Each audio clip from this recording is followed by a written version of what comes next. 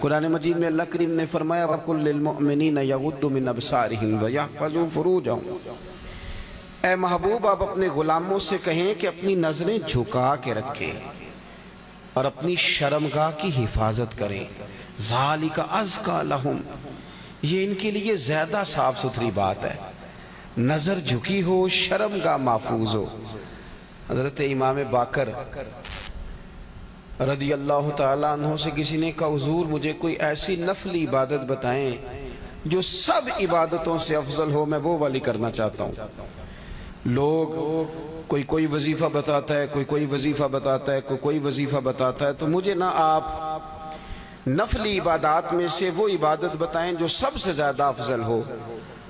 تو امام باقر رضی اللہ تعالیٰ عنہ فرمانے لگے رزق حلال کمایا کر اور شرمگاہ کی حفاظت کیا کر، یہ سب عبادتوں سے افضل عبادت ہے۔ ان دو چیزوں پر توجہ دے۔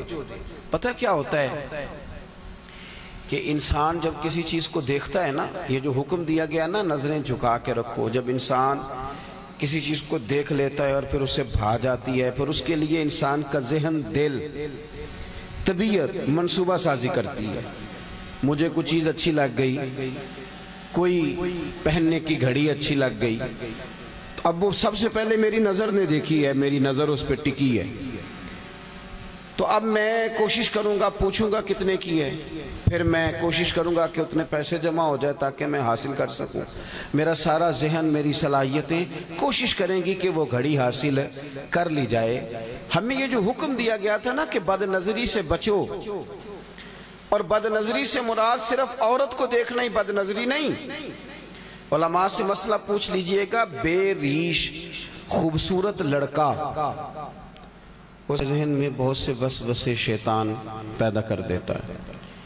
پھر اسی طرح کا حکم بے ریش لڑکوں کے لیے، خوبصورت اور بغیر داڑھی کے وہ لڑکے، وہ نوجوان، ان کے لیے بھی ہمارے علماء نے یہی مسئلہ بیان فرمایا کہ ایسے لوگوں پر بھی اگر کوئی شخص اس لیے نظر ڈالتا ہے کہ اس کی نظر میلی ہے تو اسی حکم کے اندر آئے گا کہ اس نے بد نظری کی۔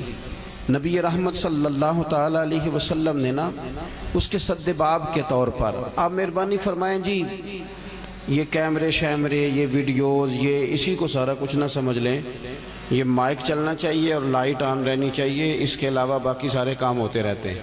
اللہ تعالیٰ آپ کو خوش رکھے اور میری بات پر آپ توجہ دیں۔ دوستو، ہمیں اس کے سد باب کے طور پر چند چیزوں کا شریعت اسلامیہ نے حکم دیا۔ ایک تو یہ کہا کہ اپنی نظر کو جھکا کے رکھا جائے، انسان کی نظر بے دریغ ادھر ادھر نہ اٹھے، وہ اپنی طبیعت میں کوئی ایسا ہیجان پیدا کرنے سے ہی بچے کہ وہ میلی چیزوں کو دیکھے۔ پھر اس کے ساتھ ساتھ عورتوں کو حکم دیا گیا کہ وہ باپردہ رہیں، اپنی زینت کو ظاہر نہ کریں۔ ہمارے زمانے کے اندر عورتیں اپنی زینت کو ظاہر کرنے میں اس قدر زیادہ عروج پکڑ گئی ہیں کہ کوئی انہیں منع کیا کرے، وہ لوگ جنہوں نے منع کرنا تھا وہ خود اس جرم میں شریک ہو جاتے ہیں۔ عورت کے لیے یہ حکم تھا کہ وہ بن سنور کے باہر نہ نکلے، اپنی زینت اپنے خاوند کے علاوہ کسی پر ظاہر نہ کرے۔ اب آپ یہ دیکھیے کہ یہ مردوں کی بہت بڑی ذمہ داری تھی کہ وہ خواتین کو اس پر سمجھاتے اور قائل کرتے، ان کی توجہ اس بات پر دلاتے کہ تمہارا اپنی زینت کو چھپانا تمہارے لیے فائدہ مند ہے۔ جدید ہمارا جو سیکولر طبقہ ہے وہ یہ کہتا ہے کہ پردہ عورت کے لیے قید ہے، تو ہم یہ کہتے ہیں کہ رات کو جو آپ تالا لگا کے اپنے گھر کو اندر سے سوتے ہیں اور سارے کباڑ آپ بند کر لیتے ہیں تو کیا آپ قید ہو کے سوتے ہیں؟ جب آپ نے سارے تالے لگائے، میری طرف توجہ کریں جی، آپ مہربانی فرمائیں، موبائلوں پہ کم دھیان دیں، اتنا تو وقت ہی نہیں ہے، مجھے رخصت ہونا ہے آپ سے۔ کیا جب آپ سارے دروازے بند کرتے ہیں گھر کے اور ساری کھڑکیاں بند کرتے ہیں اور تالے لگا کے آپ چابیاں بھی چھپا لیتے ہیں تو کیا آپ اپنے گھر میں قید ہو رہے ہوتے ہیں کہ محفوظ ہو رہے ہوتے ہیں؟ بول کے بتائیے۔ چلے کچھ بھی نہیں ہوتا، اگر آپ بولیں گے تو میرا وعدہ ہے کچھ بھی نہیں ہوگا۔ قید ہوتے ہیں کہ محفوظ ہوتے ہیں؟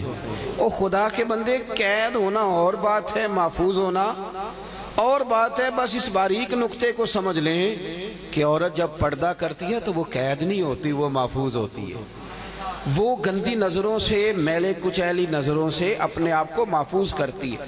حدیث سنیے، بہقی میں موجود ہے، امام بہقی فرماتے ہیں کہ لعنت اس پر جس نے بری نظر سے دیکھا۔ حضور فرماتے ہیں لعنت اس پر جس نے دیکھا، اور فرمایا لعنت اس پر جسے دیکھا گیا۔ جس نے دیکھا اس پر بھی لعنت، اور جسے دیکھا گیا۔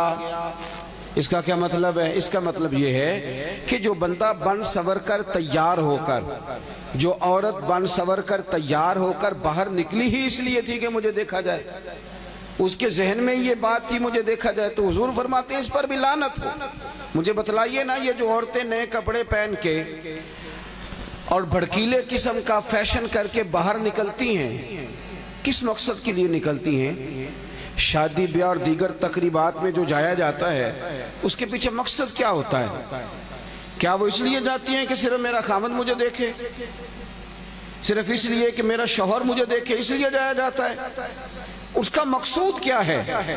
اور پھر جو آ کر کے تبصرے کیے جاتے ہیں کہ فلاں نے میرے آج کپڑے کو دیکھا، میرے ڈیزائن کو دیکھا تو وہ دیکھتی رہ گئی، اس کا معنی کیا ہے؟ کچھ جگہ تو ایسی ہیں نا میرے بھائی جہاں ہم غیر محتاط ہوتے ہیں تو حالات خراب ہوتے ہیں۔ ایک کو ذرا کم کریں جی۔ کچھ جگہ تو ایسی ہیں جہاں ہم پہلے خود کوئی ایسی چنگاری جلاتے ہیں کہ جس سے پھر لاوا پکتا ہے اور حالات خراب ہوتے ہیں۔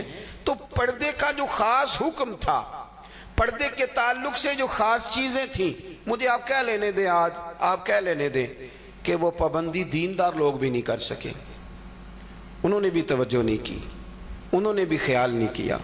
مثلا ایک اسلامک پروگرام چل رہا ہے اور دینی سوال اور جواب ہو رہے ہیں، اور مفتی صاحب نے اور علامہ صاحب نے اور فلانے صاحب نے بتانے، تو وہ کوئی لڑکا بھی پوچھ سکتا تھا اس پروگرام میں لڑکی کا کیا کام تھا؟ اس کو ایز اے اسپیشل بٹھا کے اس سے سوال جواب کرنا معنی کیا ہے؟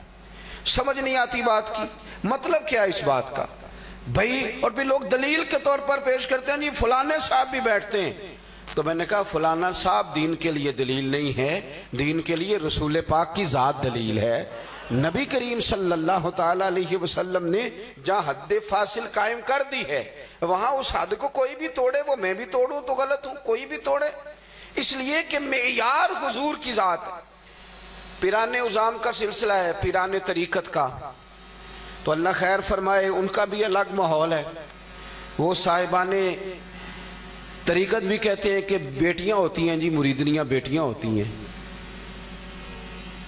آپ کے پاس تو اس کی نص کوئی نہیں نا، لیکن نبی پاک کی ازواج مومنوں کی مائیں ہیں، اس پر تو قرآن کی نص موجود ہے نا کہ وہ مومنوں کی مائیں ہیں تمہاری۔ تم تو کہہ رہے ہو نا بیٹیاں ہوتی ہیں، بیٹیوں جیسی ہیں، ہو گئی تمہاری بات، تم نے کر لی، پر اس پر تو نص موجود ہے نا، اس پر تو قرآن مجید کی واضح بین محکم آیت موجود ہے نا کہ یہ نبی کریم کی جو ازواج ہیں یہ مومنوں کی مائیں ہیں۔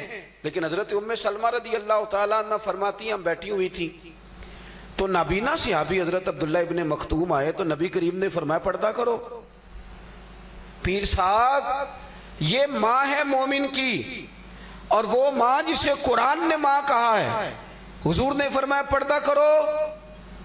ایک مسئلہ ذرا اور بھی دیکھنا، یہاں ایک بات اور بھی سمجھنا، پردہ کرو یا رسول اللہ وہ تو نابینا ہے، تو نبی پاک علیہ السلام نے فرمایا تمہیں تو نظر آ رہا ہے نا۔ ایک بات اور ذرا یہاں ٹھہر کے سمجھنا کہ صرف مرد نے ہی نہیں رکنا عورت کو دیکھنے سے، عورت نے بھی رکنا ہے مرد کو دیکھنے سے۔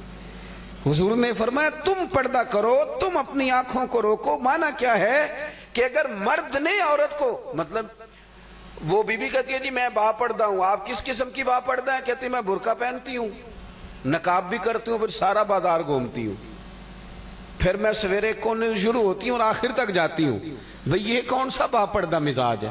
یہ کون سا با پردہ مزاج ہے کہ آپ ہر دکاندار کے ساتھ جا کے بحث کرتی ہیں، ہر ایک کے ساتھ کلام کرتی ہیں، ہر ایک کو بتاتی ہیں کہ فلاں موقع پر فلاں چیز بھی میں لینے آئی۔ آپ کو حکم تو یہ دیا گیا تھا کہ بلا ضرورت آپ کو گھر سے ہی نہیں نکلنا، اور بڑی مجبوری کے ساتھ بھی نکلنا ہے تو پھر بھی آپ کو بڑی معقول بات کرنی۔ اور پھر قرآن مجید نے تلقین کی کہ عورت میٹھی باتیں بھی نہیں کرے گی۔ مرد کے لیے حکم ہے نا کہ وہ بڑا میٹھا بولے، اچھا بولے، لیکن عورت اگر غیر محرم کے ساتھ بات کر رہی ہو تو میٹھا نہ بولے، ایسا لہجہ اختیار نہ کرے کہ سامنے والے کو دلچسپی پیدا ہو اور اس کے دل میں کوئی کجی آئے، وہ دو ٹوک سی مختصر سی جامع سی بات کرے، مدعات جتنے کم لفظوں میں بیان کر سکتی ہے وہ کرے۔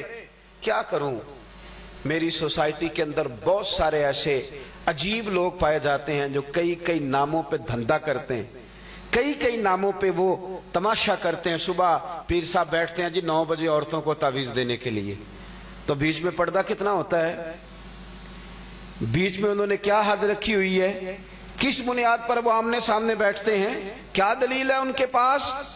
کسی نے پوچھا تھا درویش سے کہ اگر عورت اور مرد نیک ہوں تو پھر بھی اکٹھے نہیں بیٹھ سکتے؟ تو رب کے بندے نے فرمایا کہ اگر پڑھانے والے جنید بغدادی ہوں اور پڑھنے والی رابعہ بصری ہوں تو پھر بھی بغیر پردے کے بیٹھنے کی اجازت نہیں۔ تو جب اتنے لوگوں کو اجازت نہیں ہے تو پیر صاحب کو کس نے اجازت دے دی؟ یہ مہینہ ہے سفر کا، یہ مہینہ ہے داتا گنج بخش علی اجویری کا، یہ حضرت مجدد الفسانی کا مہینہ ہے، یہ اعلیٰ حضرت امام احمد رضا بریلوی کا مہینہ ہے۔ اعلیٰ حضرت کو ایک پیلی بھیت کے بزرگ تھے، انہوں نے بلایا، دعوت دی، کہا جناب ہمارے ہاں تشریف لائیے۔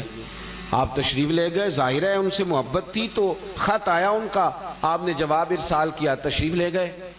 جب وہاں پہنچے تو پیر صاحب بغیر پردہ عورتوں کے بیچ بیٹھے ہوئے ہیں اور وہ تعویذ لکھ رہے ہیں، اور زیادہ کامیاب بھی پیر، امیر پیر ہوتا ہی وہ ہے جو عورتوں کا پیر ہو، وہ ذرا زیادہ امیر ہوتا ہے، وہ نذرانہ ذرا صحیح کر کے لے کے آتی ہیں، ان کو ذرا صحیح پتہ ہوتا ہے کہ میں نے کون سا تعویذ کس کے لیے کرانا ہے۔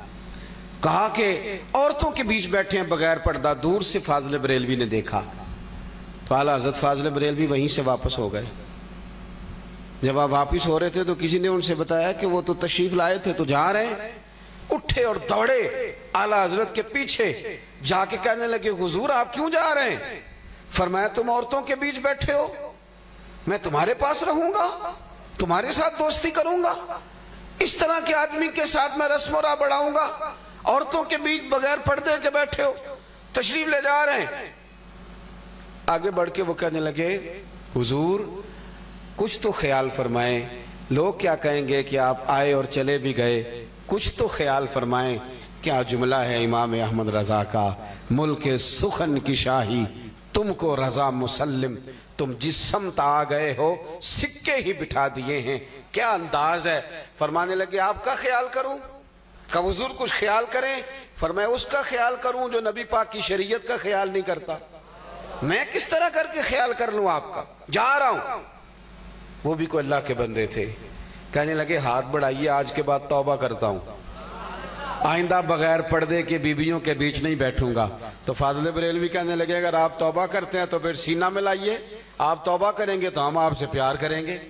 بھائی زندگی میں کچھ چیزیں طے کر دی دین نے، وہ طے شدہ چیزوں میں کوئی اپنی مرضی کا ترجمہ کرنے کی کوشش نہ کرے، کوئی اپنی مرضی کا۔ یاد رکھنا آج تک ظلم اور زیادتی کے اور بچوں کے ساتھ زیادتی کے جتنے کیس دائر ہوئے آپ ٹٹول کے دیکھ لیں، کوئی اپنا ہی نکلا، کوئی محلے دار ہی نکلا، کوئی قریبی نکلا۔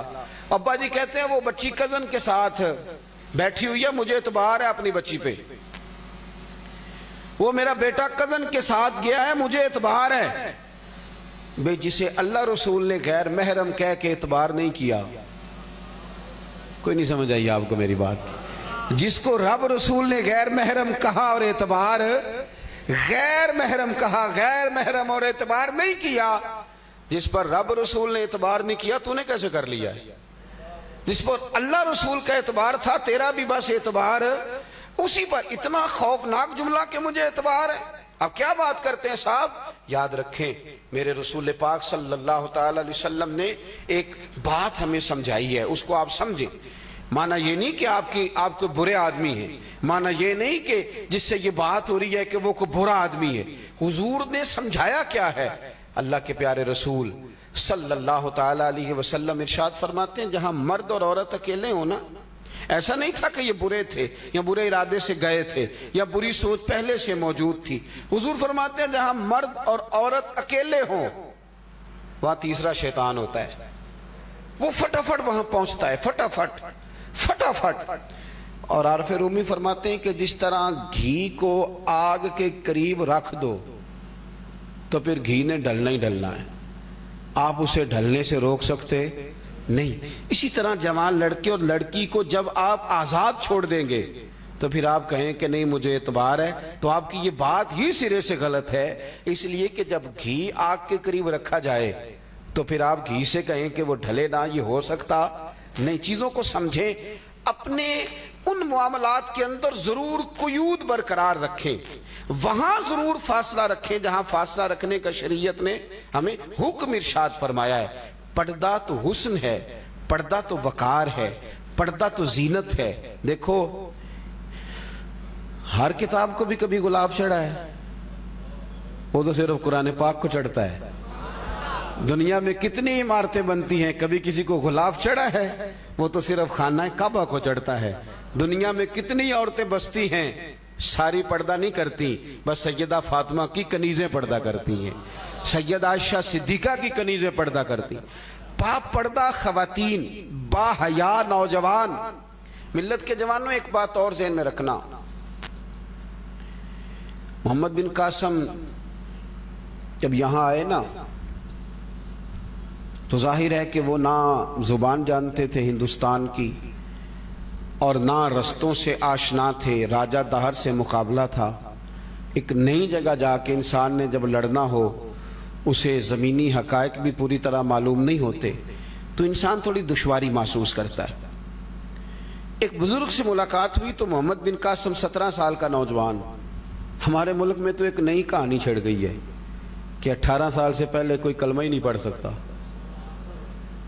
ये उन्होंने छेड़ी है जिनको आप वोट देते, उन लोगों ने छेड़ी है। सिंध असेंबली में तो मैंने सुना है कि मामला काफ़ी आगे निकल गया, पर तोले जा रहे हैं कौमी असेंबली में भी लाने के लिए।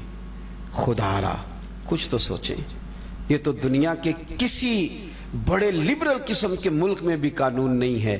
तब्दीली मजहब का जो रंग आप भरने जा रहे हैं, आप क्या साबित करना चाहते हैं दुनिया को, आप क्या बताना चाहते हैं? मैंने पहले भी कहा था, फिर कहता हूं, दीन दुश्मनों से जो हो सकता है वो कर लें। ये रसूलुल्लाह का दीन है, ये दुनिया में आया ही गालिब होने के लिए, और इस्लाम की फितरत में कुदरत ने लचक दी है, उतना ही ये उभरेगा जितना के दबा दोगे। इसके मिजाज में फैलना है। दीन हमारी वजह से नहीं फैल रहा, मौलवी पीर सूफी दरवेश आलिम फाजिल की वजह से नहीं फैल रहा, ना ना, ये तो छोटी सी कोशिश करते हैं, वो भी अल्लाह करे खुलूस से हो जाए। दीन तो अपनी सच्चाई की वजह से फैल रहा है, ये तो अपनी सच्चाई की वजह से इसके मिजाज में फैलना है तो ये फैल रहा। तो 17 साल तो उम्र थी सिर्फ मोहम्मद बिन कासम की जब यहां आ गए थे। तो आप तो कहते हैं 18 साल वाला कलमा ही ना पढ़े, तो 17 साल में जिहाद करने भी आ गए। अब चढ़ती जवानी है, नौजवान है, यहां आए, राजे दहर से मुकाबला, एक बुजुर्ग से मुलाकात हुई। मोहम्मद बिन कासम परेशान है। बाबा जी बोल के कहते हैं, पुत्र क्या मसला है? कहने लगे, बाबा जी परेशान हूं, मुकाबला नई जगह पे है, नए लोग हैं, कैसे काम चलेगा? वो बुजुर्ग कहने लगे, चल मैं भी तेरे लिए दुआ करूंगा तो हौसला कर, खैर होगी। 2-4 दिनों के बाद फिर मुलाकात हुई। जंग के बादल मुंडला रहे थे, फौजें अपनी अपनी कमान संभाल रही थी, तैयारियां उरूज पे थी। मोहम्मद बिन कासम बड़े हशाश बशाश, जुब्बा पहन रहे, इमामा बांध रहे, तलवार थाम रहे।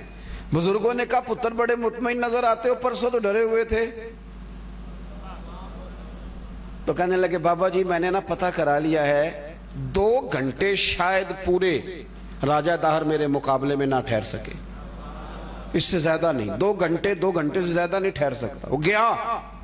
वो कहने लगे, खुदा के बंदे, तेरे पास कौन सा ऐसा थर्मामीटर है जिससे तूने मालूमात कर ली सारी? कौन सा मैप है जिससे तू फौरन माप के बता रहा है कि 2 घंटे? कहने लगा, जनाब मैंने पता करा लिया है, नजर का गंदा है वो नजर का गंदा है। उसकी तो खाला की, फुफ्फो की, मामू की बेटियां उसकी गंदी नजर से नहीं बचती। मैंने पता करा लिया है, जिनकी नजरें गंदी हो वो मैदानों में रहने के काबिल नहीं होते। उसकी नजर गंदी या 2 घंटे नहीं मेरे मुकाबले में ठहर सकता। मेरी चढ़ती जवानी है, मैं सिपा सालार हूं, अल्लाह ने मुझे इज्जत दी है, लेकिन मुझे अल्लाह की इज्जत की कसम, अगर कभी देखा है تو کسی بزرگ کا نورانی چہرہ دیکھا ہے، یا میں نے بیت اللہ دیکھا ہے، یا قرآن مجید کے صحیفے کو دیکھا ہے، ورنہ میں نے اپنی نظروں کو کبھی میلا نہیں ہونے دیا۔ آپ سمجھیں میرے بھائی چیزوں کو، یہ وہ تعفن ہے۔ اور آپ ذہن بنائیں، اپنا ذہن بنائیں۔ میں اکثر ایک مثال عرض کرتا ہوں دوستوں کو، گوشت آپ کھا رہے تھے اور بڑا مزیدار گوشت تھا، بڑا مزیدار تھا، آپ کو ذائقہ آ رہا تھا، 2 4 5 لقمے آپ نے کھائے تو لذیذ لگا۔ پھر کسی بندے نے آپ کے کان میں کہہ دیا کہ صدقے کا ہے، اس کا ذائقہ منہ میں بدل جاتا ہے کہ نہیں؟ ہاں نہ تو کرو نا، چلیں 2 قدم اور آگے بڑھ کے اگر کسی نے یہ کہہ دیا کہ حرام گوشت کا ہے، کہہ نہیں شروع ہو جاتی؟ یہ گوشت تو وہی ہے نا جو آپ نے چند لقمے پہلے کھائے تھے تو مزہ آیا تھا، وہی گوشت ہے۔ اور چند لقمہ بعد جب کسی نے کہا صدقے کا ہے تو اس کا ذائقہ ہی بدل گیا منہ میں۔ پھر جب کسی نے کہا حرام ہے تو آپ کو کہہ آنے لگی، آپ کا وجود اور آپ کا پیٹ قبول کرنے سے انکار کر رہا۔ کیوں؟ اس لیے کہ آپ کا ذہن کلک کرتا ہے کہ یہ حرام ہے، یہ میرے لیے جائز ہے۔ اللہ کرے آپ کو سمجھ آئے میری بات۔ جب انسان کا ذہن طے کر لے کہ یہ چیز حرام ہے تو پھر وہ کبھی بھی اسے لطف اور ذائقہ نہیں دیتی۔ شرط یہ ہے کہ وہ طے کر لے، شرط یہ ہے کہ وہ طے کر لے۔ بس سمجھ لیں آپ بات، اگر آپ طے کر لیں گے نا کہ ادھر نظر کرنا میرے لیے گندا ہے، اس طرف جانا میرے لیے برا ہے، اس طرف جانا میرے لیے برا ہے، جب آپ طے کر لیں گے تو دروازے تو سارے بند ہو گئے تھے، پر حضرت یوسف دوڑ پڑے، حضرت یوسف دوڑ پڑے کہ مالک جو کام میرے لیے ٹھیک نہیں میں کر سکتا۔ دروازے تو بند تھے لیکن وہ دوڑ پڑے نا، پھر جدھر جدھر گئے رب کریم نے وہ سارے دروازے کھول دیے۔ شرط یہ ہے کہ آپ طے کر لیں کہ یہ چیز میرے لیے ٹھیک